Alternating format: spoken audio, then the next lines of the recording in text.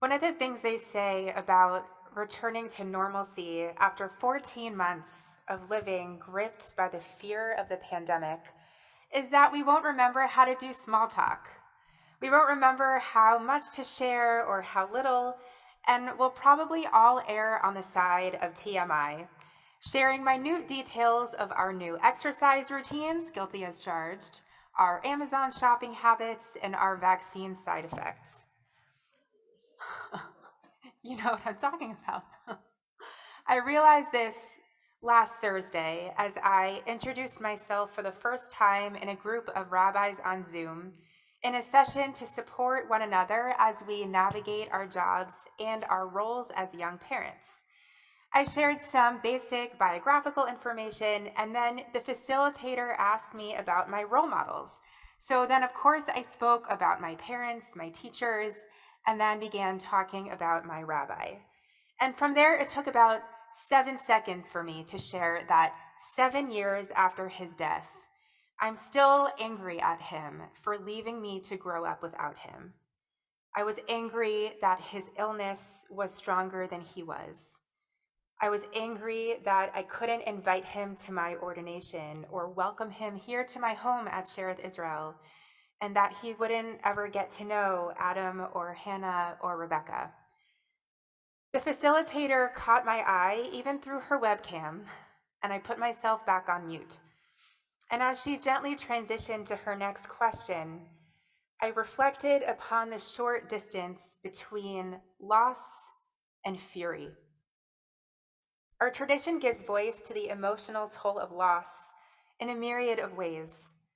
Isaac loses his mother, Sarah, and lives with a gaping hole in his life until he marries Rebecca and can finally move toward comfort. When our patriarch Jacob dies, his sons are left with fear of a rudderless future. When Miriam dies in the wilderness, the Israelites lose their access to her miraculous well of water. When Aharon loses his sons Nadav and Avihu, he mourns silently.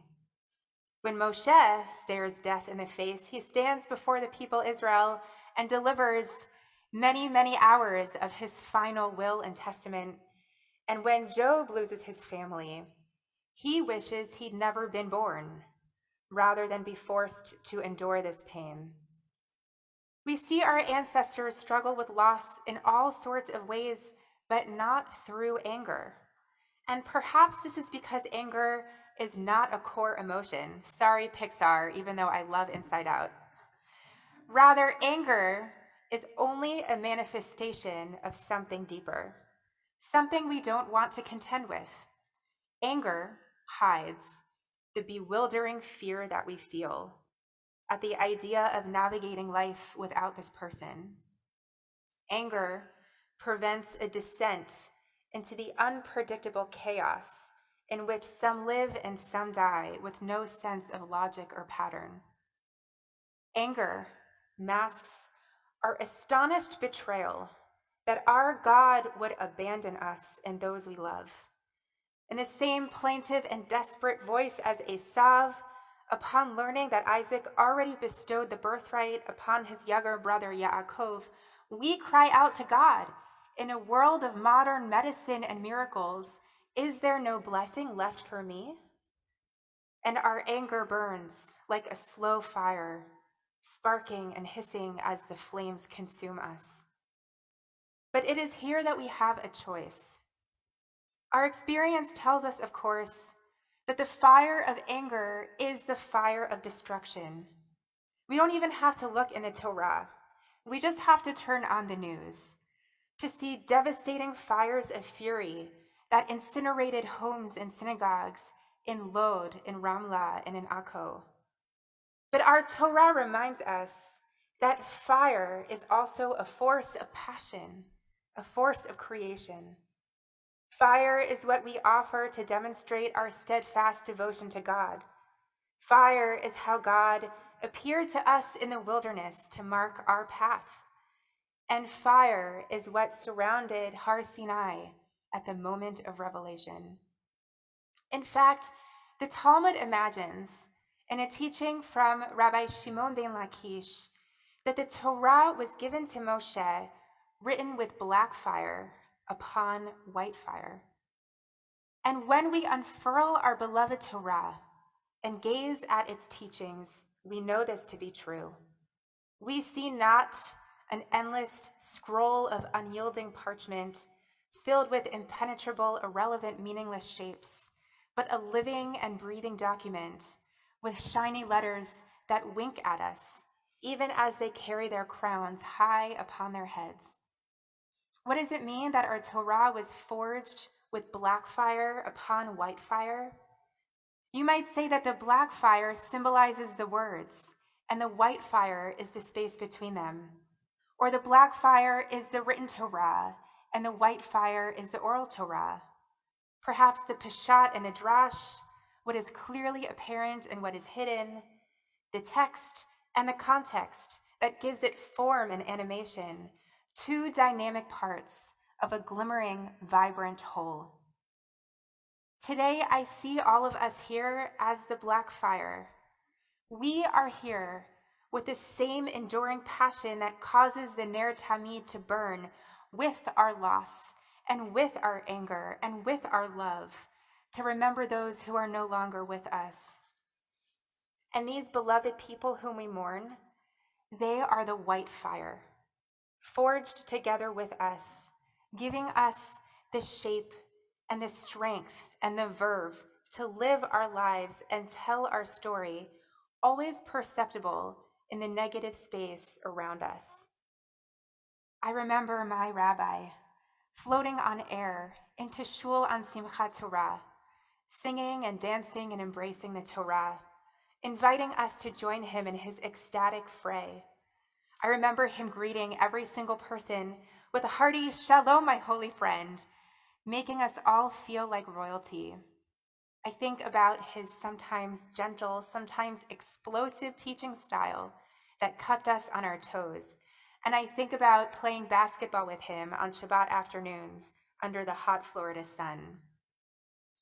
He is my white fire, giving my rabbinate shape and color, context and vitality. And I am his black fire, placing my spirit in his silhouette, hoping to honor his memory and deepen his legacy.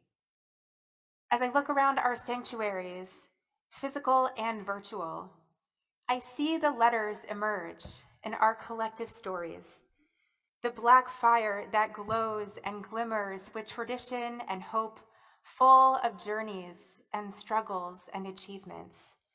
And at the same time, I see the white fire all around us, the presence of the ones who we had the privilege of learning from, sharing precious time together in this world.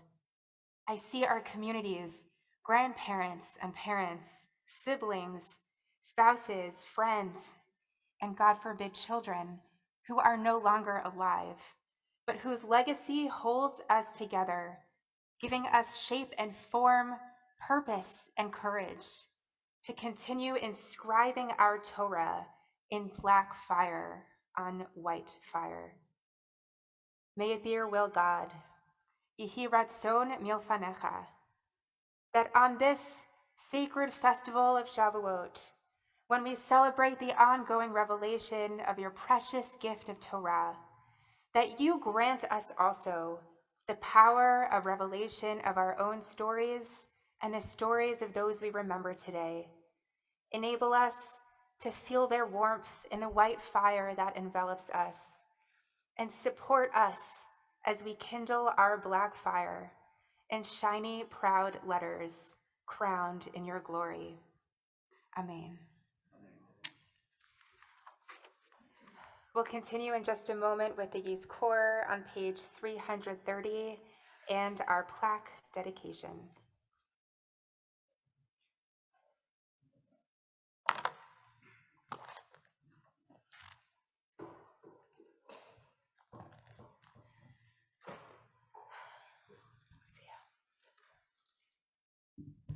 In this sacred hour, some of us recall parents who gave us life, who cared for us and nurtured us, and who taught us to take our first steps on our own. Some of us remember a wife, a husband or partner, our friend and lover, with whom we shared so much of our lives, our failures and achievements, joys and sorrows, intimate secrets. Some of us recall brothers and sisters who matured together with us, sometimes competing with us and sometimes encouraging us on, bound to us by a lifelong relationship. Some of us remember children entrusted to us too briefly, to whom we gave our loving care and from whom we received a trust that enriched our lives. Their memory is always with us. Many of us recall relatives who knew us, teachers who affected us, and beloved friends who walked beside us in life, guiding us, listening to us, supporting us. Our lives are shaped by those who were alongside us as we walked on our path. May our inheritance impel us to strive to live lives of holiness and service. May memories of love inspire us to love. May painful memories impel us to mitigate the pain others experience. And may we be granted the strength to affirm life's meaning even in the face of death. We rise. Page 330 in the Hebrew. Adonai